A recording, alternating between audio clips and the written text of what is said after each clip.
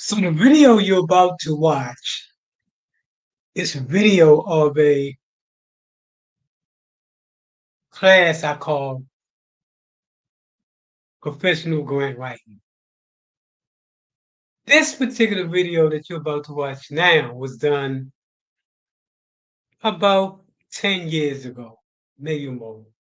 As you know, for those that follow me, we have a much more updated class, 2024.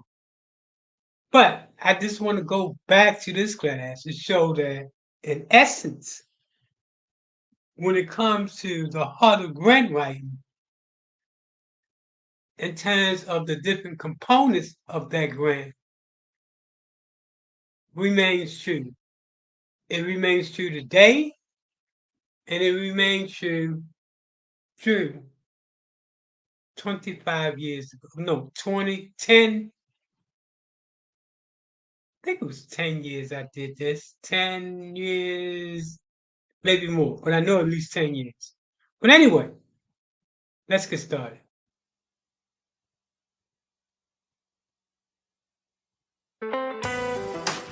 I'm Michael Randolph. I'm the CEO of the Center for Nonprofit and Community Development, and we were created to service you, to service your particular needs, and we can tailor our program to meet your need. We're looking forward to doing business with you so that you can serve your clients more effectively. Thank you.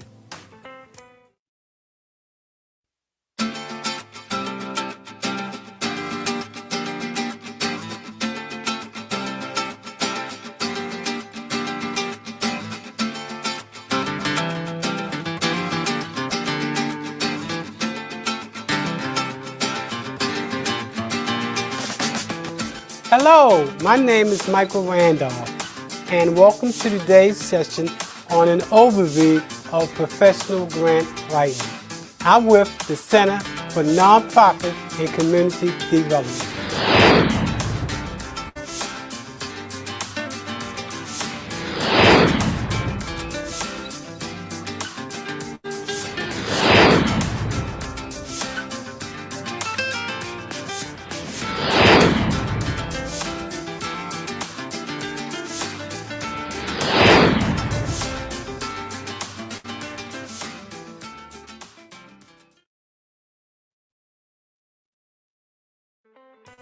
Our mission is to provide innovative, practical, top quality product and services that save time and improve the way nonprofits operate. We strengthen organizations that strengthen communities. Okay, let's talk about how do we do this in terms of the services that we provide. What do our services include? Well, first, we work with nonprofits in doing business plans. We also work with nonprofits in terms of doing grants. We work with nonprofits that want to do government procurement, organizational development, and also we work with nonprofits that want to do 501c3 preparation. And as you see, I'm only highlighting only those things that I want to emphasize in red. When you look at the blue, you also see the other services that we provide as well. So, again, my name is Michael Randolph, and I've been doing this for 20 years. Let me give just a little bit of more information about me. Michael Randolph was born and raised in the poverty-stricken Sandtown community of Baltimore. Mr. Randolph has specialized in community strategic comprehensive planning for distressed communities for over 20 years. Mr. Randolph's first introduction to community building was in the early 1980s, where Michael Randolph was hired and assumed the position of community organizer.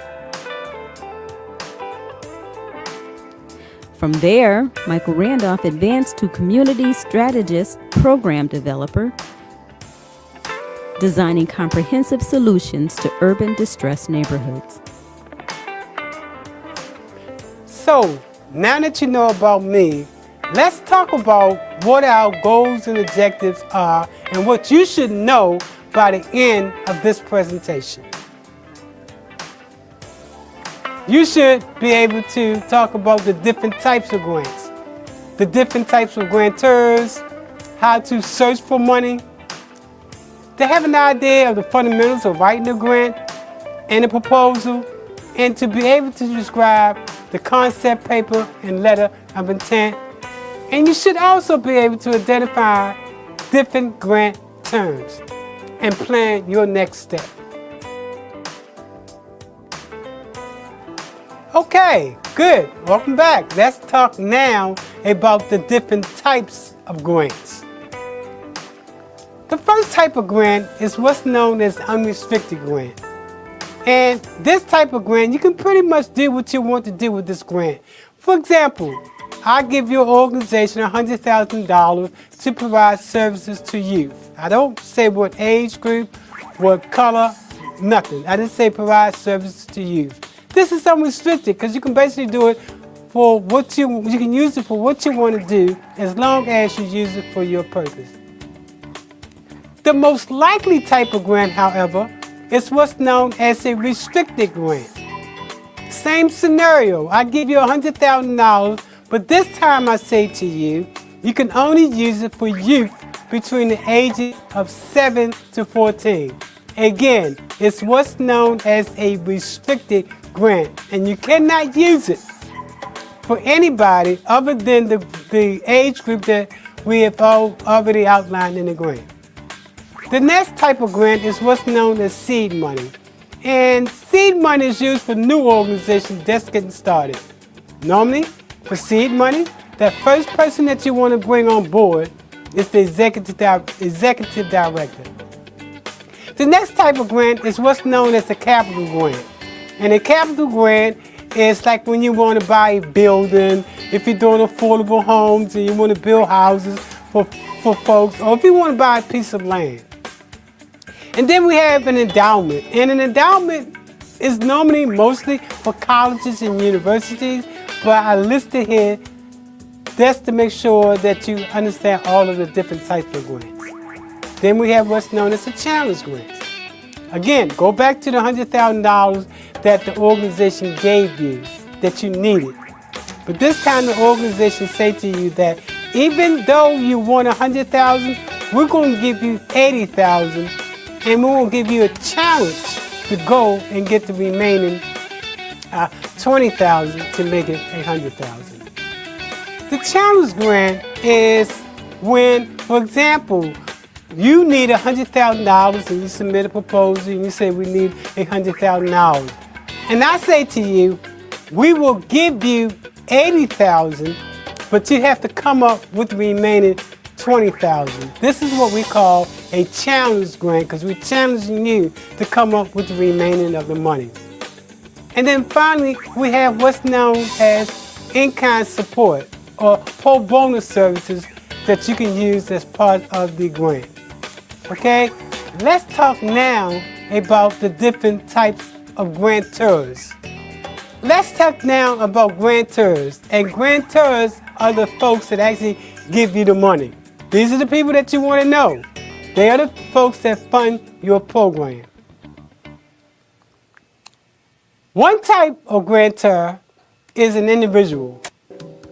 Okay, that is you or me giving funds to somebody because we believe in what they're doing.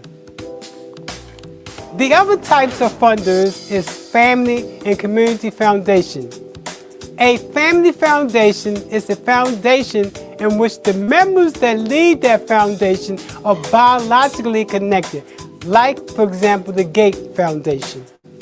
Him and his wife runs that foundation. So a family foundation means those individuals that actually are biologically connected. Then we have what's known as a community foundation. And a community foundation normally gives in areas that are within their boundaries. For example, the Hillsborough County Children is an example of an entity that provides money. However, because they fund programs only in Hillsborough County, You can only submit a proposal to them and get funded if your program is within Hillsborough County, hence Community Foundation. The next type of foundation is what's known as a corporate foundation. A corporate foundation can be anybody, can be any entity from Target to BP to McDonald's. These are foundations, corporate foundations. What you probably didn't know is that by law, foundations are required to give a percent of their net profits to nonprofits, 501c3, in order to maintain their status as a foundation. The next type of grantor is what's known as a federated corporation, like the United Way. And then finally, government funds. By far, the hardest funds that you can get are government grants. Wow, by now you're probably saying to yourself, this is a lot of information, and you're right. But then too, you want to go after the money. And if you want to go after the money, you have to play by their rules. Okay? Let's then move into the next section, and I'm going to make this as painless as possible. But at the end of the day, it's about getting the money. Okay, the next section, we want to talk about where do you go to find the money. And as you can see from the slide that you're looking at, I highlighted two specific entities that I want you to look at in terms of going after money. Although you can get any of the ones that's on the slide. The first is the Foundation Center. The Foundation Center is important because if you want to go for a grant, you go online and you put in, for example, Tampa Bay. And the reason why you're putting in Tampa Bay is because you want the Foundation Center software to only search for those folks that are going to fund in Tampa Bay. Then you're going to put down youth, because you're letting the Foundation Center know we're only interested in programs that provide youth, monies for youth. Now, you could say a senior program, a health program, a housing program, but you want to definitely put in the subject of what the grant is all about. And then finally, you want to tell us the software how much money you're looking for at the very least, and you will put in 100,000. So let's go back, because there was a lot of information.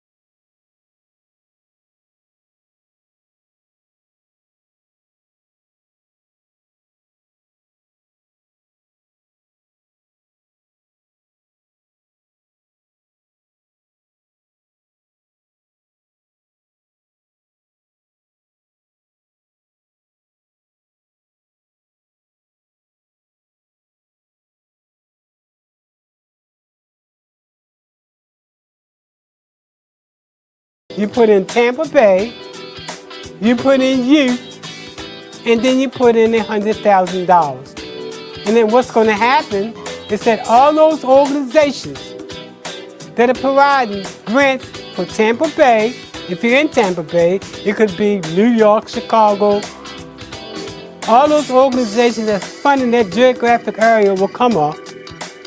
And then the subject area that you're looking for money for example, youth housing, will come up.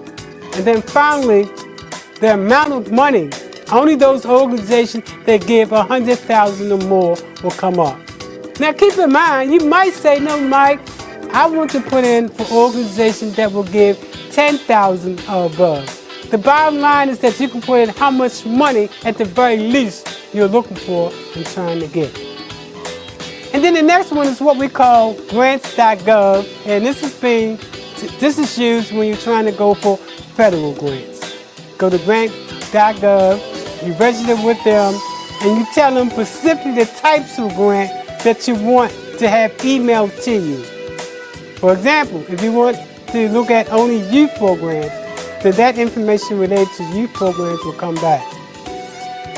The reason why you want to specify what you're looking for, because if you don't, you can get in any given day in your email 100 emails from grants.gov, and it might be nuclear weapon, tanks, or whatever the case might be that the federal government needs. That's why you want to specify youth, housing, or whatever the case might be.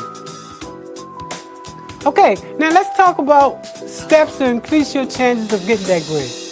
First, you should read the grant, the guidelines. You should contact a person that received the grant last year. You should contact a person that did the evaluation for that grant last year, and you should contact the program officer. Again, you can get all this information from the Foundation Center. Now, the Foundation Center normally charges a fee. I think it's like $179 a month. Most of us don't have that type of money. So, you can go to your local library to access the Foundation Center online for free of charge. Wow, are you still here? Okay, that means you really, really want it. Now, let's talk about the different components of a grant. The first component is the cover letter, the summary, the narrative, the organizational capacity, the budget, and the next section talks about support. Okay, again, the full proposal, the cover letter, the summary, and the narrative. Normally, notice that the narrative consists of 4 parts: the needs statement, the goals and objectives, the methods section, and evaluation. And again, organizational capacity, the budget, and supporting materials. You have to make sure that you have identified the amount of money that you want. Make sure the executive director or the board chairperson signs off on it. Make sure you briefly talk about your mission of your organization, and it's very important that you put down the contact information related to who should be contacted related to the grant itself. Notice that in addition to writing grants, I also do grants evaluation. The reason why we tend to reject so many grants related to the cover letter is that an organization might say, for example, we are submitting a proposal for $100,000. And we initially put out our proposal for a maximum of $80,000. Well, you asked me for $100,000 and we only say $80,000 that we're going to submit to. We're going to throw that proposal away because you're not paying attention. The other thing you need to be careful about at the cover letter stage, make sure the appropriate person signs that document, because if they don't, it's not legal.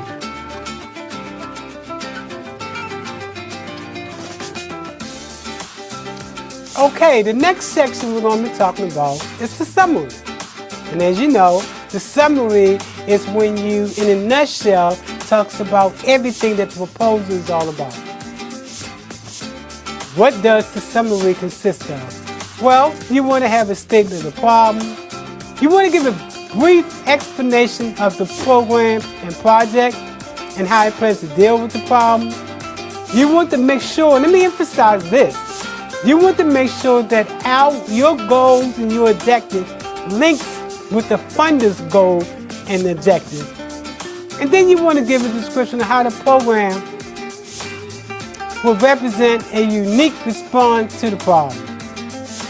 And finally, that budget. You want to put in the summary the total budget and amount that you are requesting. Okay. The first part of the narrative is a statement of the problem. And what do we mean by a statement of the problem? What we mean is that what conditions do you want to change? In other words, what's wrong? So, in the statement of the problem, you want to establish the importance and significance of the problem. You want to demonstrate that your problem is feasible and manageable. For example, in the statement of the problem, you shouldn't put something, well, you know, this thing is so bad, I don't know what can happen. You need to say it's bad, but we have the solution to the problem. The other thing you want to do is to state the problem and outputs in terms of human needs and social benefits. If there is no problem, remember, if there is no problem, there is no money. Repeat it. If there is no problem, there is no money. You need to be able to articulate what the problem is, and you should use both quantitative and qualitative research. And let's talk about that. Quantitative and qualitative research. What is it? Quantitative research is collecting, analyzing, and interpreting data by observing what a person do or say. Quantitative research is research referred to in terms of the count and measurement of things. Quantitative research is subjective and qualitative research is subjective. Let's talk about subjective related to qualitative research. Well, you can do a focus group. You can get people together and ask them what is their opinion on something. That would be quantitative or subjective, getting their opinion on something. Or we could use what's known as qualitative research in terms of the numbers. For example, if we want to say the problem that we're trying to solve is problems related to homelessness, then we need to go to an authoritative site to show what the problem is. For example, that site might say that of the population of people that live in Florida, 10% of their population is unemployed or homeless. And the different places that you can go to do the research is citydata.com and the Census Bureau, which is Fact Finders too. And now, let's move to goals and objectives. Goals and objectives. We talked about the problem, and the problem is what's wrong. The goals and objectives begin to talk about how do you plan to solve the problem. A goal is really about the final impact or outcome that you plan to bring about. For example, if you're saying that the problem is homelessness, and that's what the problem is, too many people in America are without homes, then your goal would be, for example, to reduce homelessness. And your objectives, which is the next part of this, talks about how do you plan to reach your goal. Your objectives should specify the outcome of your project and the end product and the end products of that product. So, what do we mean? If you're saying that goal is to reduce homelessness, then your objectives should talk about how do you plan to do it. We plan to create a program that provides housing for people that are homeless. We plan to provide affordable homes for people that are homeless. The bottom line is that your objectives should stem from your goal, and it should talk specifically about how you plan to bring about your goals. Your goals should be specific, immediate, measurable, practical, logical, and you should be able to evaluate. In other words, if you haven't picked up on it, it should be simple. And there are different types of objectives: behavioral, performance, process objective, and product objectives. And all of this leads up to what we call the logic model. And the logic model is the next segment we want to talk about.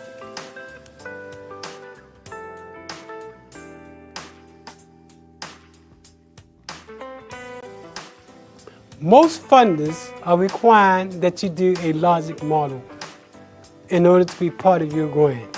And what is a logic model and what does it consist of?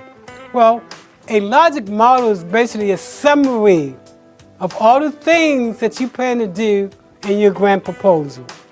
And let's talk about the different components of a logic model. The first component is resources.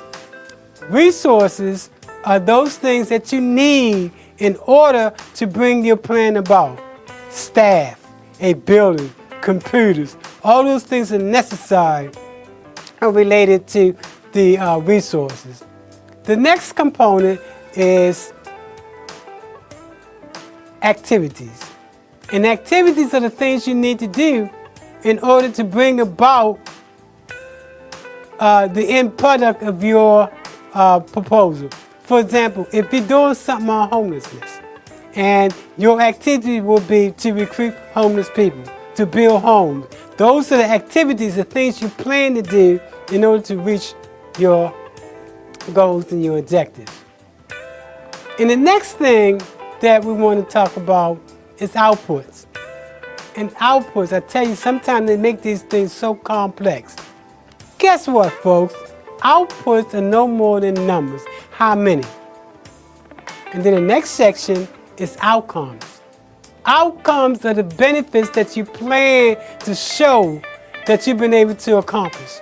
Let's go back to the homeless side of the table again, and what you want to reduce homelessness. One of your outcomes should be that you have, at the end of the day, found that person a house to live in. If, for example, your goals and your objective is to reduce unemployment, then your outcome should be that you actually found a job for that person. And then from your outcomes, you should move to your impact. The impact is 7 years down the line, how is this going to benefit that person or society? If, for example, the outcome was to get a person a job, the impact is that, hey, now this person is a taxpayer, they have high self-esteem, they're a productive member of society. That deals with impact. In the case of the homeless person, the impact will be now this person has some place to live, the person has a sense of self-esteem about themselves, and now that they have a house, they can be more productive member of society. Let's move to the next section.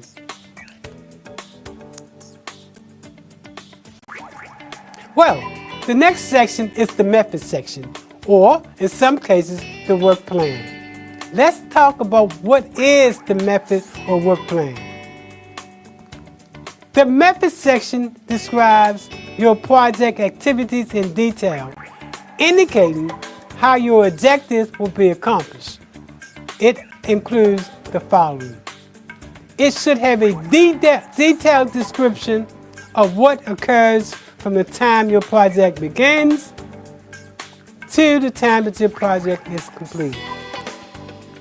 Now, let's move to the next section, which is evaluation. Evaluation. Evaluation is what we use to show that we're doing what we say we're going to do. There are different types of evaluations. You have your goal-based evaluation, in which we're not concerned about, but you can read it. You have your process-based evaluation, in which we're not concerned about, but you can read it. And then we have what's known as outcome-based evaluation, which is used by most nonprofits.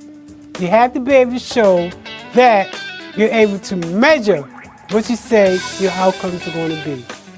For each outcome, specify what observable measures or indicators you would suggest for achieving that key outcome with your client.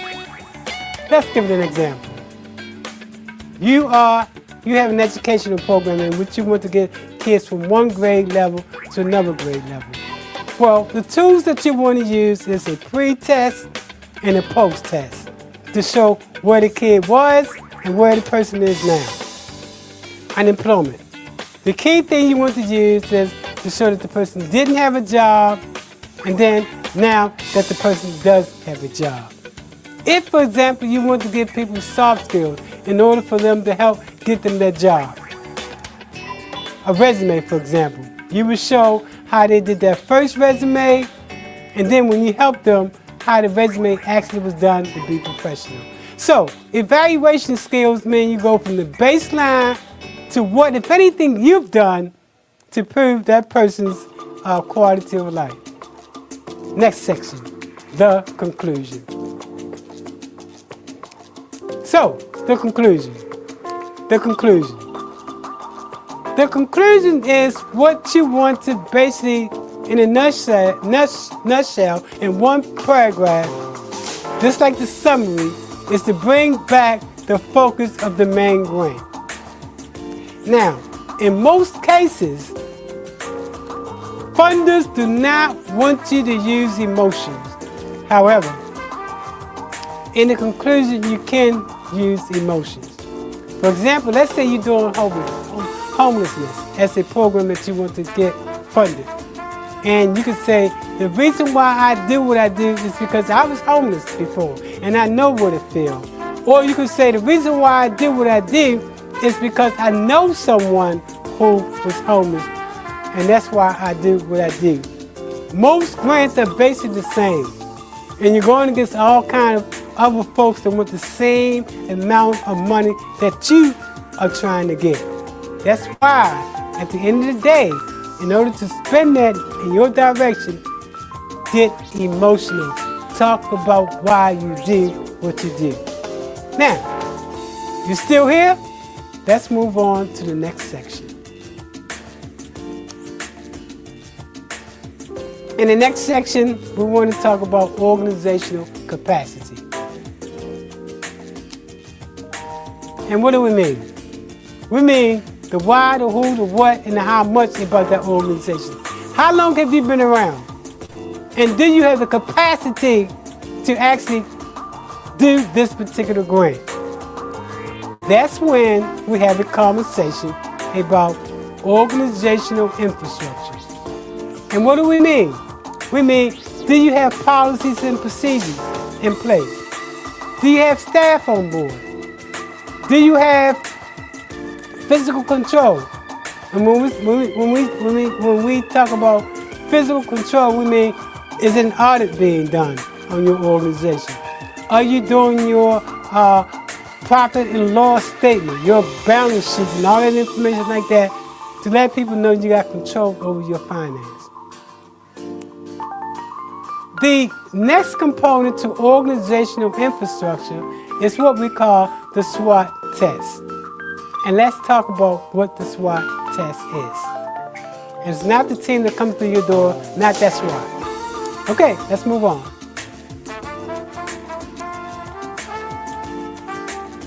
Okay, let's talk about the SWOT test, the SWOT analysis, and what it consists of. It consists of the strengths, the weaknesses, the opportunities, and the threats that your organization might have to face. Most grant writers will not talk about putting this in your proposal.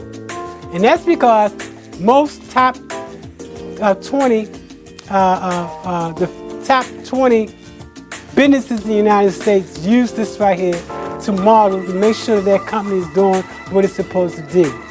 Nonprofits should do the same thing. You should, even though the funder might not ask for it, submit this as an attachment to your proposal, again, to increase your opportunity of getting that grant. Talk about the strengths, the weaknesses, the threats and the opportunities related to your organization. You should have values, your mission statement, your vision statement, your strategies, and your tactics. You must have all of these different components as part of your organization in order to be considered a strong organization. A lot of the organizations that I provide service for, when you ask them what their mission is, they don't know, because they're so about doing the job. It is so critical that you know your mission and vision by heart. If Bill Gates was to walk up to you in an elevator, for example, and they say, well, you know what? I'm looking for a nonprofit to give some money to. What's your mission? What's your vision? If he have to refer to a card for that, you're not going to get that money. All right, we're almost finished, folks. Let's now move to the next section. The introduction. The introduction is basically a credible statement about your organization, who you are and what you do. In most cases, it's anywhere from a page to a page and a half. And in most cases, only foundations require a letter of introduction. Government agencies by far do not require a letter of introduction. This is when you sell yourself. This is when you talk about what's so unique about you as opposed to other organizations.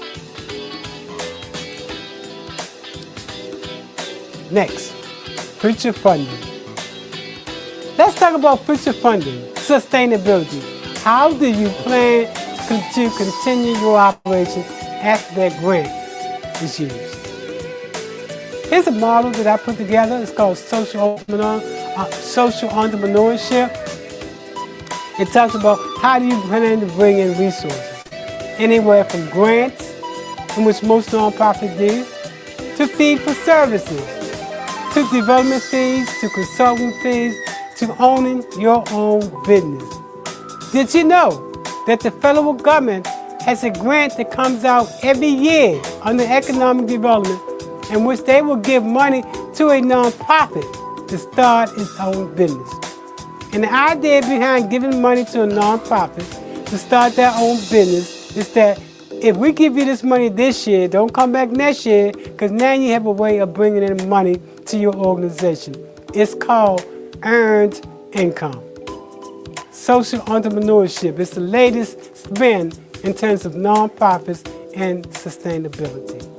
Let's move now to the next section. Okay, let's now talk about the budget. There are two types of costs associated with the budget. One is direct costs.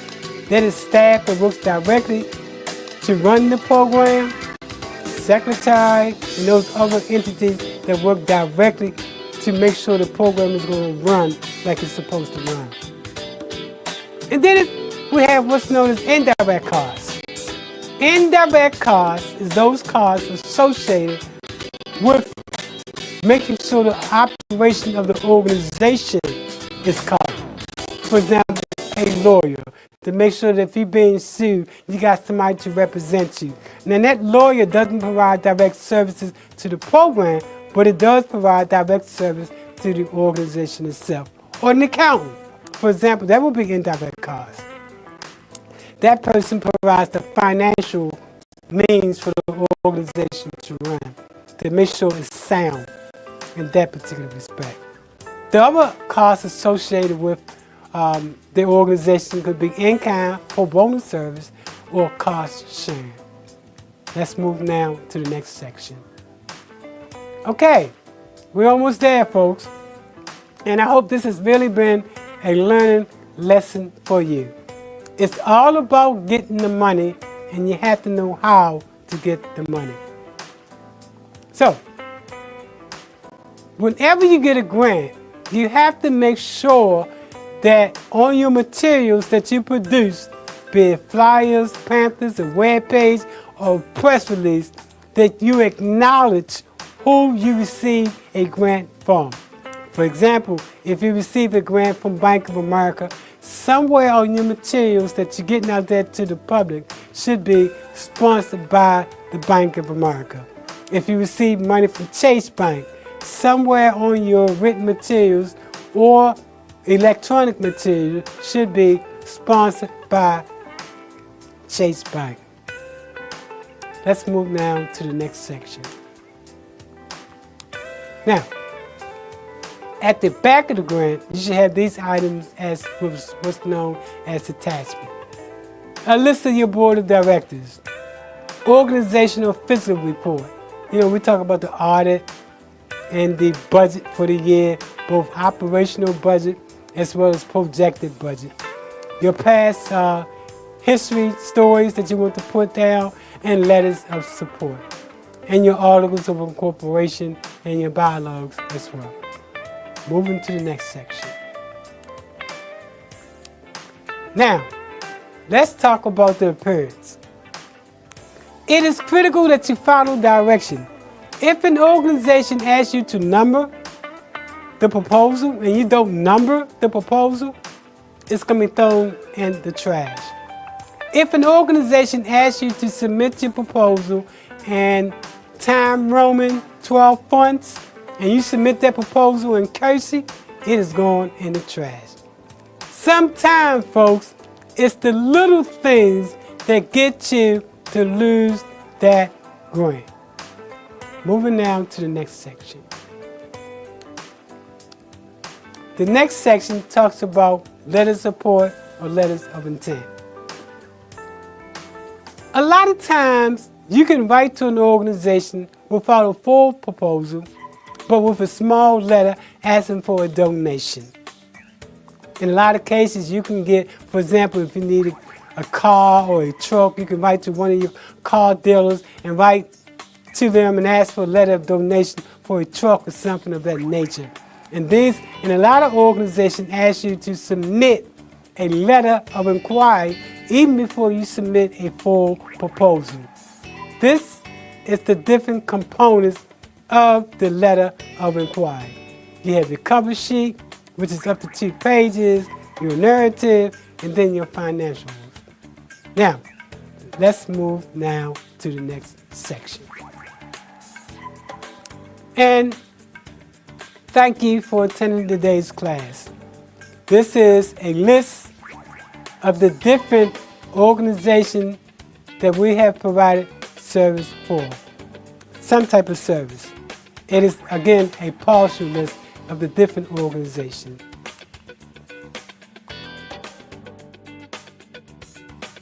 Guess what? This is the end of the overview class on grant writing.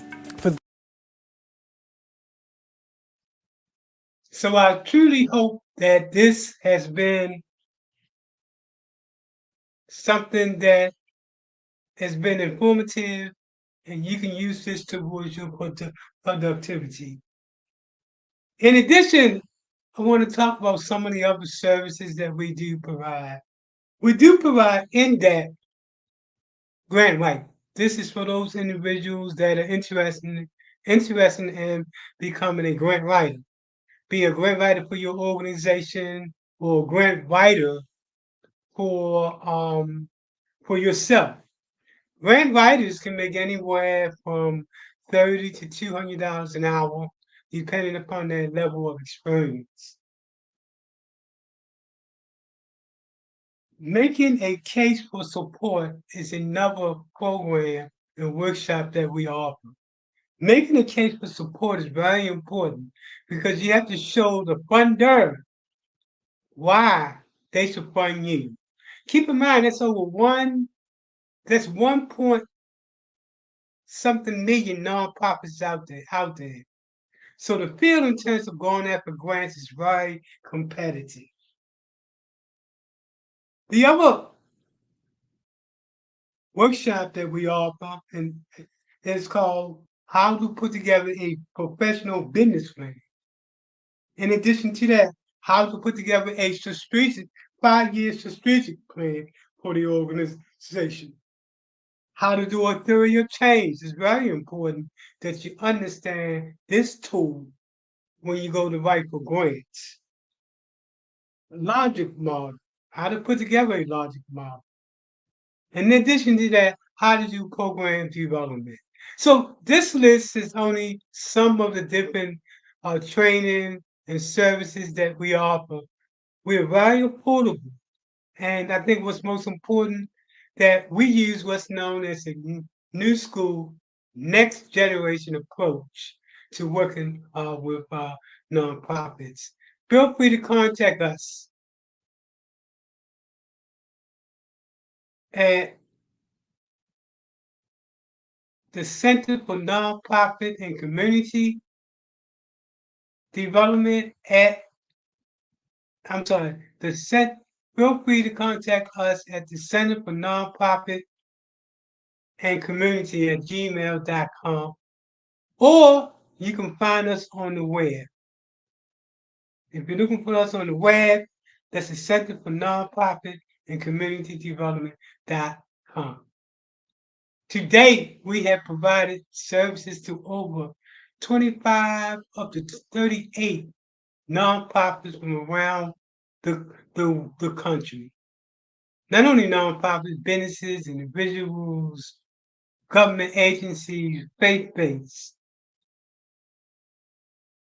I hope this video has been of some service to you. We think that the professional workshops that we offer put you in a position to make sure your organization is sustainable, not only from an organizational structure perspective, but also more importantly, from a funder's perspective, that you are financially sustainable. Those are some of the services that we provide. So our next workshop coming up is I think we're going to do a workshop on board training. Then we're going to do a workshop on financial management.